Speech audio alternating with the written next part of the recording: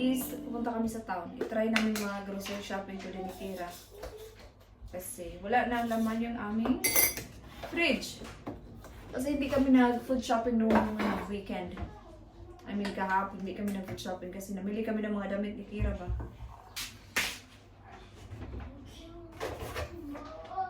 By the way pala, itong pintuan na to. Kasi wala pa siyang pintuan. So, gagawin na siya sa Friday. May work ako sa Friday ng 10 to 4. So, by the time na makauwi ako, tapos na yan for sure. Kasi mag-start yung lalaki about 8. And then work from home si Dave sa Friday kasi nga para makabantay siya. May work kasi ako talaga.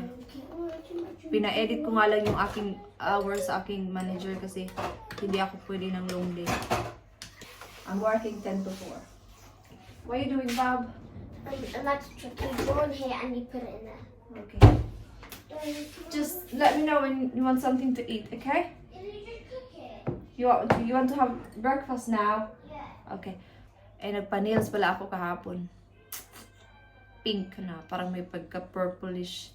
Parang maiba naman kasi laging neutral yung pinapakuano ko ba. Pero yung Kira. Nilagay ko siya dito. Iwan ko kay. Gusto niya nilagay sa, sa tasa. Dito siya. Nag-painting siya. What are you doing, Bob? So, pumunta ako kahapon sa Morrison after ko mag-mark. So, bumili ako ng croissant. And then, si David din kasi nag-work siya kahapon sa isa niyang shop. And binilhan niya ako ng cake. Kagabi niya lang naalala si Kakita ko. Magaganda talaga yung cake nila. Masasarap talaga. So, binilhan niya ako last time. So, kahapon binilhan niya ako ng biscuit. Biscuit ba yun? Biscuit. Parang ganun yung ano niya. Yung flavor ng cake na to. So, 5 pounds daw yung isang slice na to. Yun lang naman. Today, pupunta tayo sa town. Magbibili ako ng card para sa aking sister-in-law. Tapos, ipopost natin siya sa post office. Kasi, last week na pumunta siya dito, hindi pa ready yung regalo namin kasi hindi pa dumating. And then, kakabili lang namin nung Sunday na kanyang regalo from Kira. So, kailangan ko siyang i-post kasi birthday niya sa Thursday. You know. So, magkape muna ako guys at maliligo ako after ko magkape. And I will see you pag naka-ready na kaming dalawa ni Kira para pumunta sa town. So, tapos na kaming nag-ready guys. Binigyan ko kasi si Kira ng toast at saka slice ng mga fruits. While naligo ako, so medyo marami naman yung nakain niya. So, ilagay ko muna to sa basurahan. And then, pupunta kami sa park. So, 2 minutes. Magpa-park muna kami. Bigyan ko muna siya ng chance. Park, and then pupunta na kami sa town. Gabi na kami ngayon sa park.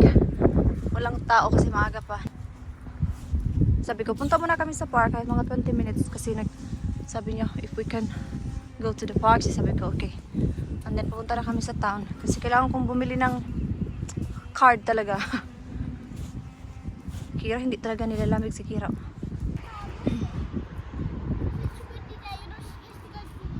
Yeah, that's fine. You can come down then. Gusto niyang pumunta dun sa taas kasi mahangin. Say it again. Monkey bars? Oh, someone left the coat in there. I can see the coat. Mommy, I'm gonna start from the bottom.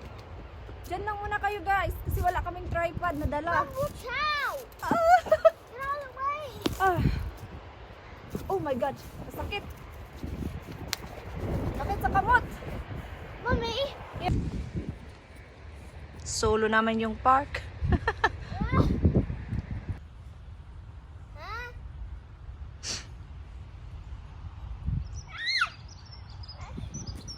I didn't go my tummy. Makes me dizzy. I'm not gonna do it again.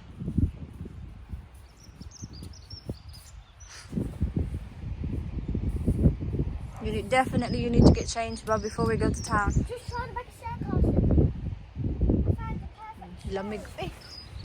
Hindi ako nag-gloves. Kahanap si Kira ng kasabayan. Hindi ba namin kilala yan? Nag-exercise lang din siya dito. Oh, nakauwi na kami guys. Grabe, ang hangin talaga. And then nag-stay muna kami doon ng another half an hour kasi pag pauwi namin, nakita namin yung kaklase ni Kira sa sa school niya. At saka yun kasi yung kanyang close friend na lalaki si Joseph. Close na talaga yun sila kahit noong reception pa. Nag-chat-chat muna kami ng kanyang mama. And then umuwi na. Kasi uuwi na din sila kasi may appointment yung isang anak niya ng mga 11. Ngayong 11, so ano na, 10 pa lang naman. Tapos sabi ko kay Kira, uwi muna kami kasi nilalamig talaga ako. Tapos pupunta na kami sa town. Pinot-away ko lang muna yung mga hinugasan ko kanina ng umaga. Sort of notebook you're looking. A notebook, but you don't know who for. It needs to have lines in it. I want to be upwards. How much is this? Black flies in blue. And a thin address. Thank you, Bob. Come here. And I will make it really, really fast. Say hi. Mama.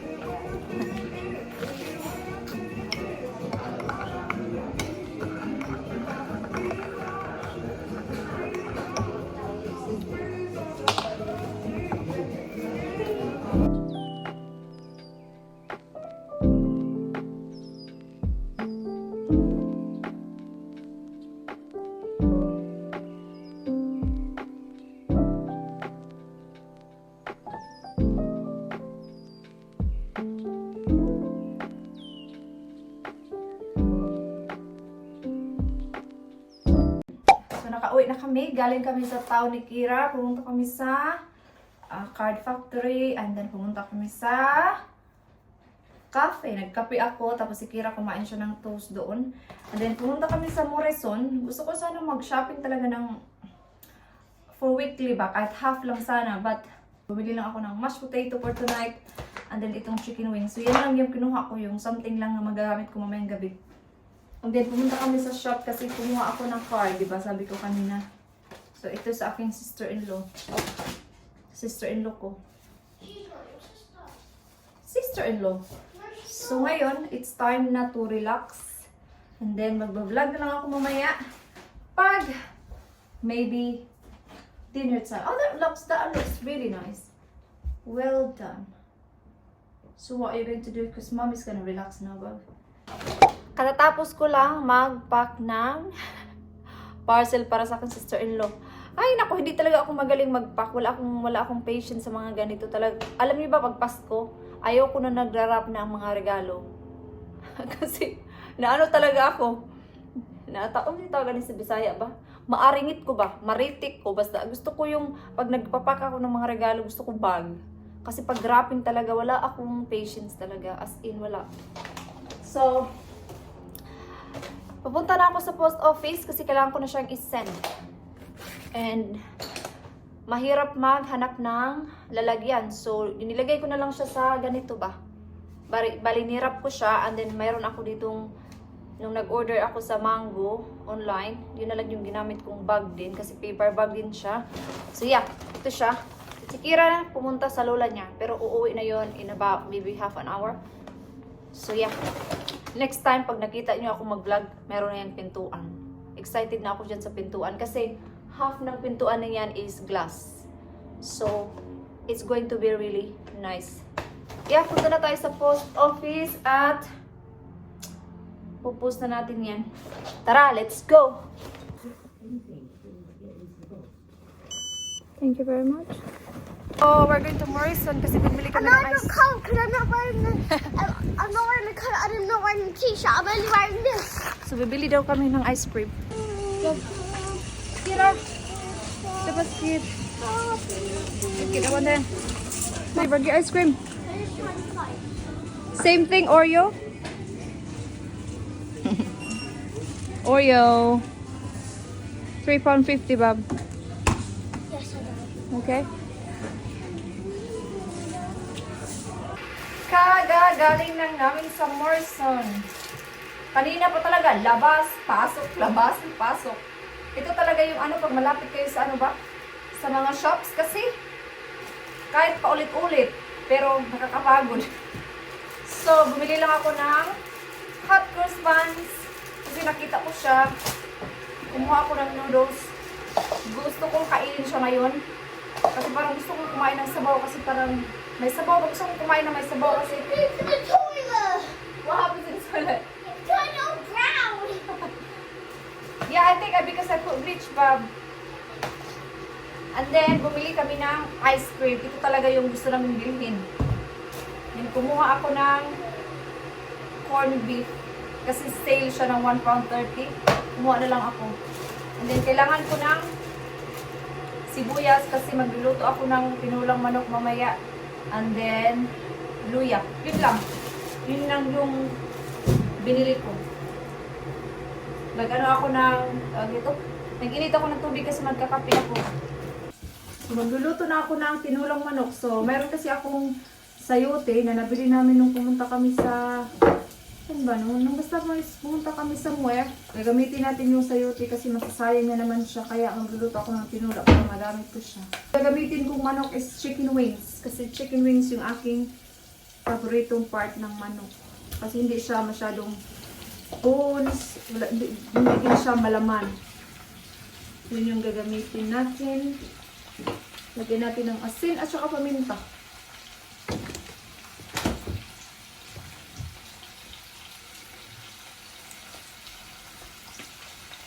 Si David, yung lulutuin ko sa kanya mamaya is pie at saka mashed potato.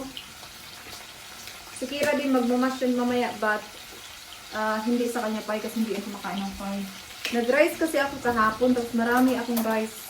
Kaya sabi ko magluluto ako something na magra-rice ako kasi sayang.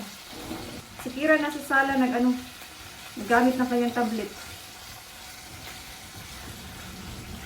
Okay, takpan muna natin siya.